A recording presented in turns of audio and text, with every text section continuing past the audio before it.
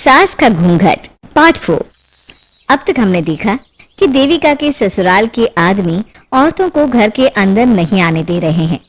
देविका उन्हें पुलिस में जाने की धमकी देती है, जिससे पूरे गांव में अफरा तफरी मच जाती है। तभी गांव का एक आदमी सरपंच को बुलाकर ले आता है। सरपंच उनके घर के बाहर का नजारा देखकर कहते हैं, जोगिंदर जी, ये आपके घर की औरतों ने कैसा हंगामा मचा रखा है। आपका घर तो संस्कारों की मिसाल था, लेकिन ये मैं क्या देख रहा हूँ, आपके घर की किसी औरत ने घूंघट नहीं कर रखा। सरपंच जी, हमारे घर की औरतों को इस देविका ने बहकाया है। हमने पहले ही इन सबको चेतावनी दी थी कि अगर ये घर से बाहर गई तो हम इन्हें घर में नहीं आने देंगे। अब ये देविका हमें धमकी दे रही है कि पुलिस को बुलाएगी। क्या पुलिस? इस गांव का बरसों पुराना इतिहास रहा है। इस गांव में कभी पुलिस नहीं आई। गांव के सभी फैसले हमने मिलजुल कर किए हैं।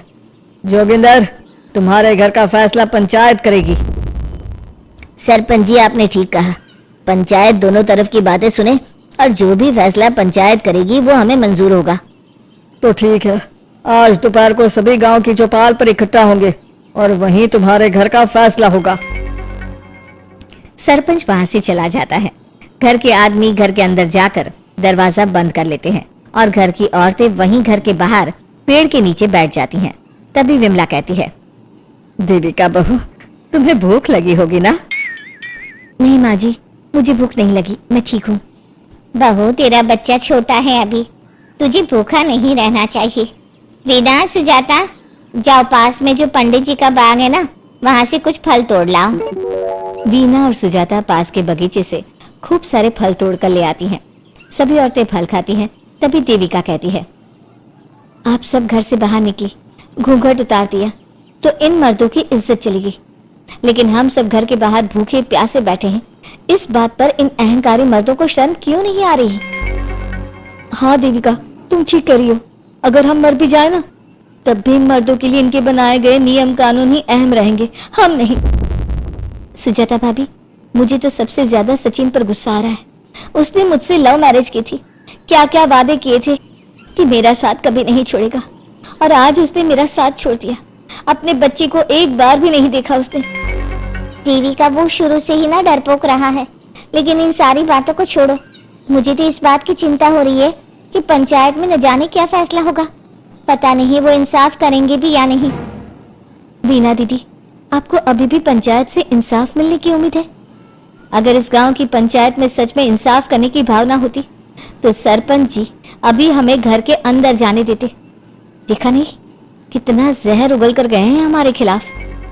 तो बहू, अब हम क्या करेंगे? पंचायत तो हमारे खिलाफ ही फैसला सुनाएगी। पहले तो हम अपनी सारी बातें रखेंगे। अगर ये लोग नहीं माने तो आपको वही करना होगा जो मैं कहूंगी। लेकिन एक बात आप याद रखना, किसी भी सूरत में हम झुकेंगे नहीं, क्योंकि हम सही हैं। देविका सभी औरतों को समझा रही थी। तभी वहां एक गांव वाला आता है। आप सभी को पंचायत में बुलाया है। उस गांव वाले की बात सुनकर सभी औरतें पंचायत में पहुंचती हैं। वो देखती हैं कि उस पंचायत में सारा गांव इकट्ठा हो गया है। बहुत सारी औरतें लंबे लंबे घूंघट करके वहां आई हुई हैं। तभी पंचायत की कार्यवाही शुरू की गई और घर के आदमियों से पूछा गया कि वो घर की औरतों को घर में क्यों नहीं रखना चाहते। हमारे घर की औरतें ना तो घूंघट उतारती है और ना ही किसी डॉक्टर से इलाज करवाती है, और हमारे मना करने के बाद भी इन सब ने घर से बाहर कदम रखा, हमसे ऊंची आवाज में बात की। हमने इन सबको चेतावनी भी दी, लेकिन इन्होंने हमारी बात नहीं सुनी। अब ये सभी औरतें हमारे घर में नहीं रह सकती। अब औरतें अपना पक्ष रखें। ये कानून की किस किताब में लिखा है कि औरतों को घूंघट करना चाहिए? और अगर मेरे ससुराल की औरतें मुझे डॉक्टर के पास ना लेकर जाती तो ना मेरा बच्चा जिंदा बचता और ना ही मैं। लेकिन दाई अम्मा से हम इलाज करवा रहे थे ना। दाई अम्मा को कुछ समझ में नहीं आ रहा था। देविका का इलाज दाई अम्मा के बस की बात नहीं थी। काफी देर तक दोनों पक्षों में बहस चलती रही। दोनों एक दूसरे पर आरोप प्रत्यारोप लगाते रहे, लेकिन दोनों पक्षों की बात सुनने के बाद पंचायत ने जो फैसला लिया उसके लिए तो देविका पहले से ही तैयार थी। दोनों पक्षों की बात सुनने के बाद पंचायत ने यह फैसला किया है कि सारी गलती महिलाओं की है।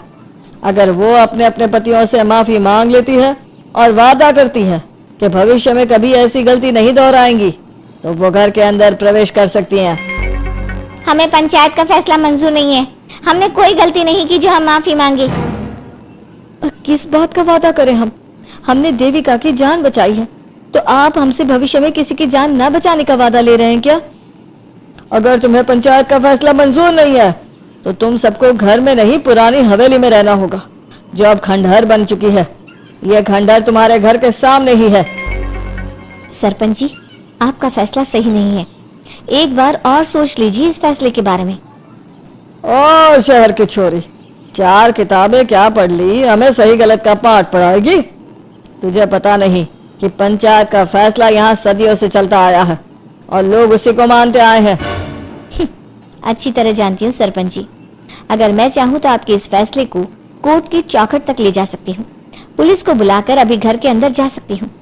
पंचायत और घर के आदमियों की शिकायत पुलिस में कर सकती हूँ और अपने बच्चे को उसका हक दिलवा सकती हूँ। लेकिन नहीं, मैं ऐसा नहीं करूंगी। मैं उसी खंडहर में रहूंगी और इस गांव के आदमियों को दिखा दूंगी कि औरत खंडहर को भी महल बना सकती है, और वो भी बिना किसी आदमी की मदद के। सारे गांव की औरतें देविका की बातें सुनकर हैरान हो जाती है। उनका जीवन घूंघट और घर के 4 दीवारी के बीच में ही था। कोई औरत अपने हक के लिए पंचायत से भी टकरा सकती है, ये बात उन्होंने पहली बार सुनी थी। अब देविका घर की औरतों के साथ खंडहर में चली जाती है। माँ जी, ये खंडहर तो काफी पुराना है। भाभी, खंडहर पुराने ही होते हैं। मुझे तो डरावना भी लग रहा है। मैं डर की वजह से कभी इस खंडहर के आसपास भी नहीं आई, लेकिन मुझे क्या पता था कि एक दिन इसी में रहना पड़ेगा। ये तो टूटा फूटा भी पड़ा है। माँ जी, एक काम करते हैं, ये खंडहर तो काफी बड़ा है, इसलिए एक हिस्से की साफ सफाई करके उसे ही रहने लायक बना देते हैं।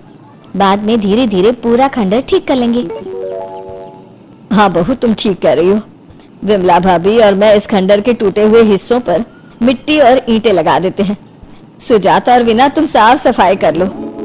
सभी औरतें मिलकर खंडहर के एक हिस्से को सुधारना शुरू कर देती है और काफी देर तक मेहनत करने के बाद वो उस हिस्से को काफी हद तक अच्छा कर लेती हैं। और इसी तरह रात हो जाती है। सभी औरतें बैठकर बात करती है।